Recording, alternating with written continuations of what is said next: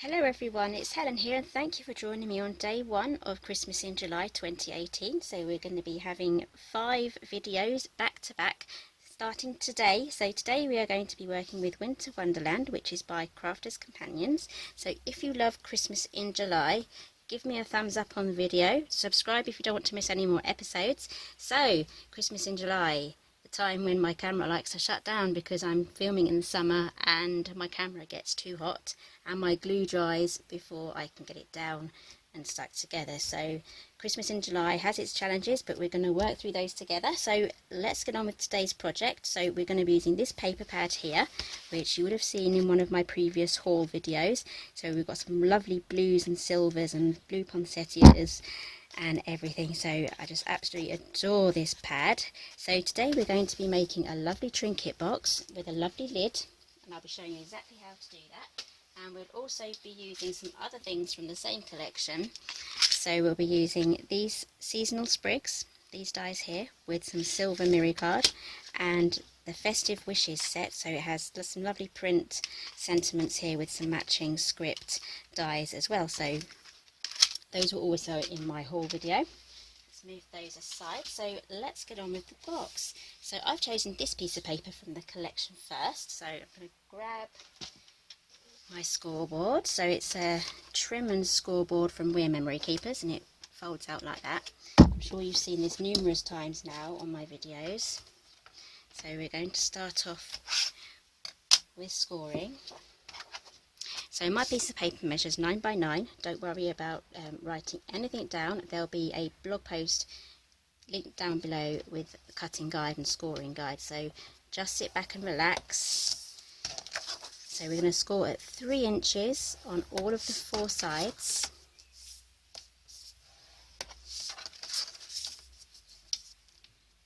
Whoops, getting carried away there. I'm really excited.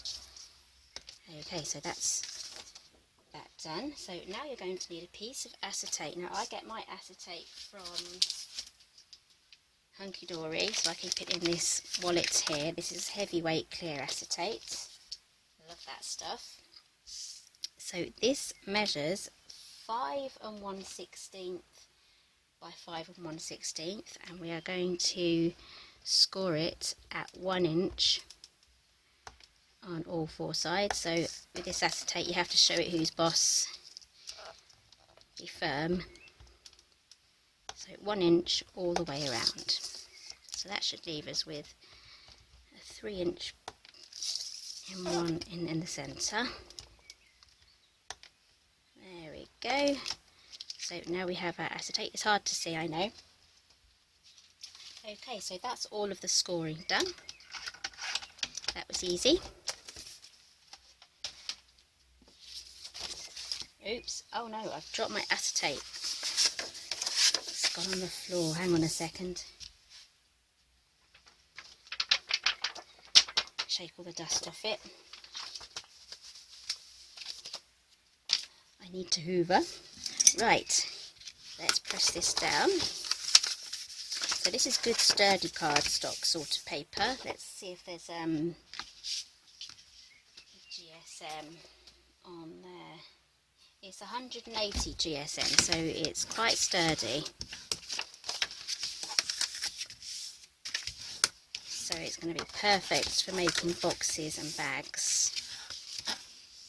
Okay, so let's cut into our box now. So all of our squares are equal, so we're going to have to trim down our edges as well as cut and notch, because we want our box to fold up nicely, and it will be all stretched if we don't trim off the edge here.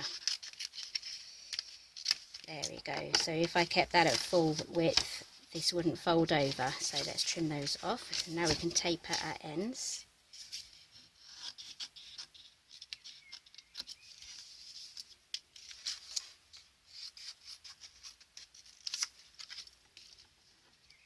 There we go. So I'm going to do that on all of the 4 corners, and I'll be right back.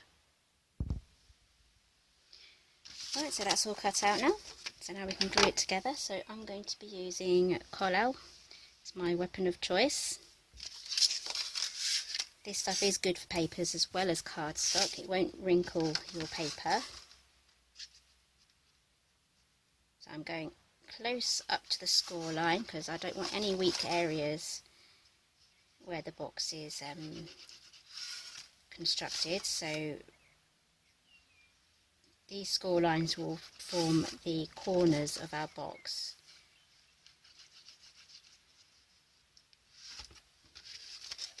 Oh, it's a hot day, close that as well. Right, so just glue it together just like so.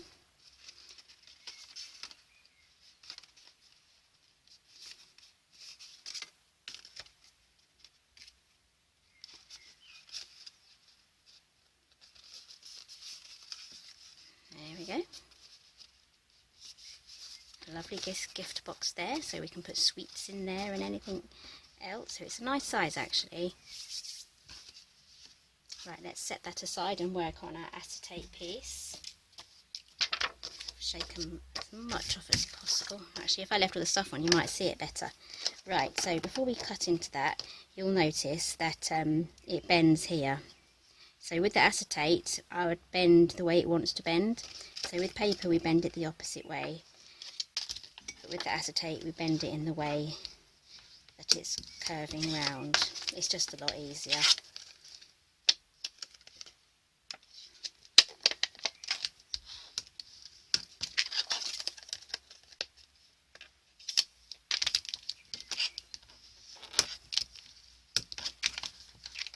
Okay, and we'll be gluing this one together with some red tape. I've got some thin red tape, but you can use thicker ones. I'm only down to my thin rolls now, so I need to buy some more. Right, here we have our lid, so we're just going to do exactly the same on here as to how we assembled our box. So cut all the way around, just like so. You can add your tape before or after you trim, but try and get it as close to the score line as possible. Right, so I've done all that and I've taken the backings off the tape, so now let's get this put together.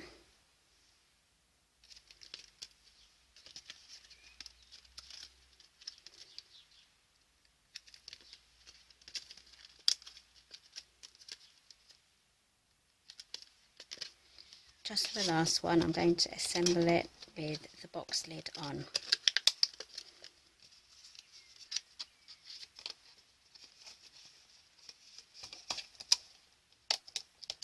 Just to get the perfect fit. There we go.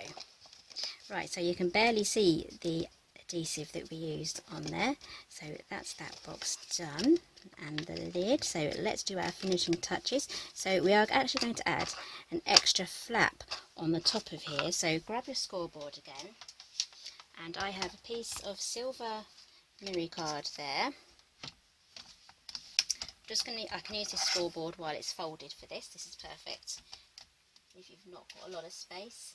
So you need to score the flap at 1 inch, just like so.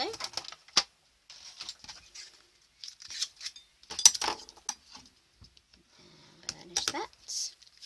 Then what we need to do is glue that onto there. So before we add that on there, we are going to put on a piece of the matching paper that measures 2 7/8 by 2 7/8. So I'm going to add that with some glue. You can pop this up on foam pads if you want to add some extra dimension.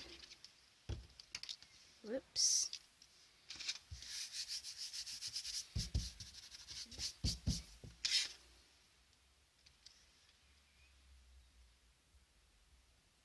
There we go. You may have seen me. These things are quite reflective, so hello if you saw me in there. If not, maybe next time. Right, so that's that stuck on. So now we can put this onto the back of there. So I'm going to use some more of this red tape. The glue might take a little longer to dry on the acetate, so I'm just going to quickly pop this on with the red tape.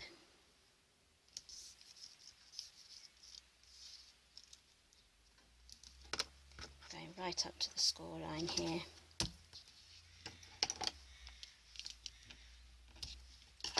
got some very noisy birds outside at the moment.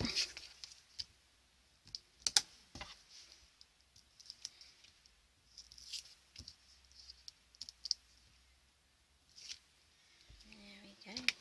I think it's crows anyway. Right, I'm just going to pop that there. Get this on.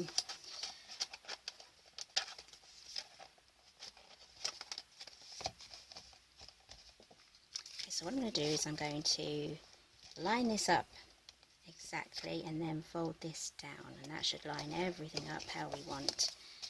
So there we have it. There's our lid. So now we can decorate this edge with a piece of paper exactly the same size, 2 7/8 by 2 7/8.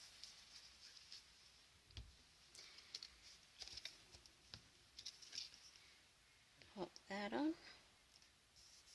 Right, so while that's drying, I'm going to set that aside, and I'm going to show you my sentiments now. So I have some sprigs here that I've already die cut. There we go. And I have the Christmas from the set. Let me show you again. I've used these two here, so I've used the sprigs from there and the festive wishes from here. So I have the word merry from the stamp set. So I've mounted that onto some navy cardstock, and I have the background of the Christmas on navy cardstock, and the rest is silver mirror card. So I'm going to use this tiny glue by Collall as well. This is perfect for your tiny sentiments, and if it does ever block up, I do keep it upside down, but sometimes it does block up. I just take a pin and pop it in there. It's such a small amount in here, it's not really worth me buying one of those extra bottles with the needle point on there, so I'm just going to live with that. It's not too much trouble. So let's add some dots of glue. Whoops, too much came out there. Around there.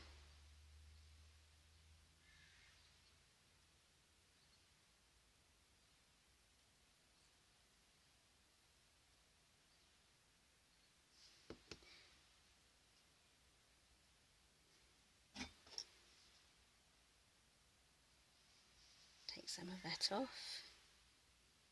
Might have to wipe it from the front.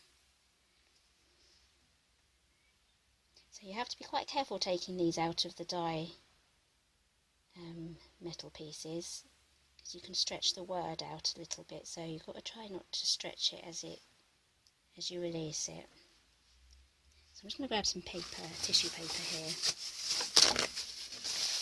just to dab that off. There we go. It dries matte anyway. Right, so now we can start assembling our box. So we can add our sprigs here, around there. So I want them to be covered just like so. Then we have the merry here. And then we have some more sprigs coming out of there.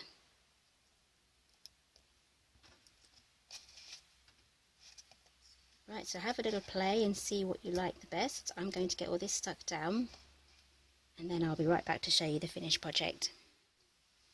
Okay, so here's our finished box. I've added a ribbon all the way around just to keep the top flap closed, and that's an ivory ribbon I had in my stash. So to open the flap, just take the ribbon off, but before I do that I'll show you what else I've done on the top. So I've added everything under here with normal glue, and this merry here is popped up onto some foam pads that I have from Sticks too. I love those. Perfect squares. So let's take this off. Pop that aside. So there's our lid, so we can open that up to see the goodies that are inside, or not inside in our case, or you can lift it up to open it up and get the sweets out. Okay, so I hope you enjoyed today's project. The cutting guide for this project will be on my website. The link for that will be down below, and it will be a direct link straight to this project. And on there will be a pictured supply list. If you like to browse by looking at the pictures, that's there. But if you just want a quick supply list, that will be in the description box down below. So give me a thumbs up if you like this video. Subscribe in the corner there so you don't miss any more episodes. So tomorrow will be day 2, and I'll give you a quick sneak peek. It's going to be a mini album, so you don't want to miss that one. It's a nice, quick and easy last minute gift that you can do. So I'll see you again tomorrow, and thank you for joining me today.